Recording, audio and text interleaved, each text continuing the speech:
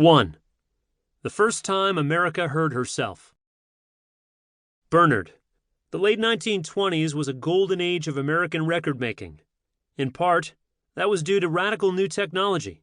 The advent of electrical recording made it possible to record a much wider range of sounds and to put together portable studios and record in varied locations. But it was also a matter of necessity. Radio was supplanting phonograph records as the main way pop music got into people's homes, so the record companies were forced to seek out alternative markets. Art Satherley, record producer for Paramount, QRS, ARC, and Columbia. Those were tough days, mister, especially when radio started to come in. And you can put this on record for all times. The thing that saved the record industry of the great America was what is now commonly known as the rhythm and blues and the country and western. That's what saved the industry, and that is it. Bernard. To a great extent, it was a purely economic, entrepreneurial impulse. A good example is the Wisconsin Chair Company. They were making furniture, and that included phonograph cabinets, and they wanted to expand the market for phonographs. So they formed Paramount Records in 1917, with Art Satherley at the helm. In 1921, they began issuing discs of African American music, because they were a relatively small, new label, so they were looking for a new audience in that community. And since they knew very little about that community, they took out advertisements in African American newspapers, looking for people who wanted to sell records, and sometimes those agents would also recommend musicians. For example, in 1926, a store clerk in Dallas wrote to Paramount suggesting that they should record a local street singer named Blind Lemon Jefferson. So they did, and his record sold so well that dozens of other black singer-guitarists were soon being recorded all across the South. Art Satherley. Anybody could become an agent.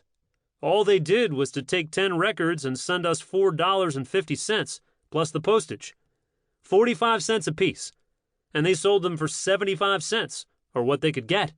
From what I understood, some of them could get $3-4 apiece. It was so new for the people of America, both black and white, to be able to buy what they understood and what they wanted. The record company owners had no idea of what a Negro in those days was singing and what he was talking about, and what country folk or people from Mississippi, Louisiana were singing. They thought it was a bunch of... let's not mention it. Ralph Peer, record producer for Columbia, OK, and Victor. I believe that except for the First World War, both the Negro and the hillbilly music would have been buried. You had the thing of many Negroes going north to work in factories, many white people going north to work in any factory because they could make more money. That caused an intermixing, and then after the war ended, it was found that labor was much cheaper in the South. So this movement took place of opening cotton mills in Charlotte and Atlanta and what have you. So the standard of living of all these people was raised, and then they could buy phonographs, they could buy records. The porters on Pullman trains would make a fortune just carrying the records. They would pay $1 apiece for them and sell them for $2 because the Negroes in the South had the money. Their standard of living was being raised, so that led to the Negro record business, and eventually it led to the hillbilly record business. This is an economic fact. Bernard.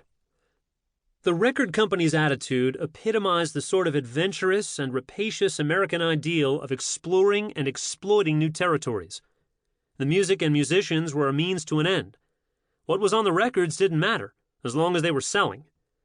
One of the things that struck me as I listened to interviews with the pioneering record men, Art Satherley, Ralph Peer, even Frank Walker, who played with a little country band when he was young, is the lack of any strong emotion about the music. They talk about it very much as if they were harvesting a crop, and they don't have any particular emotion about the individual ears of corn. The only time I hear any of those major record men talking with some degree of fondness about an artist is when the artist sold exceptionally well. At its worst, this makes the process feel like a sort of brutal capitalist mining operation, with these individuals singing their heartfelt songs and the companies treating them like a vein of coal or iron ore.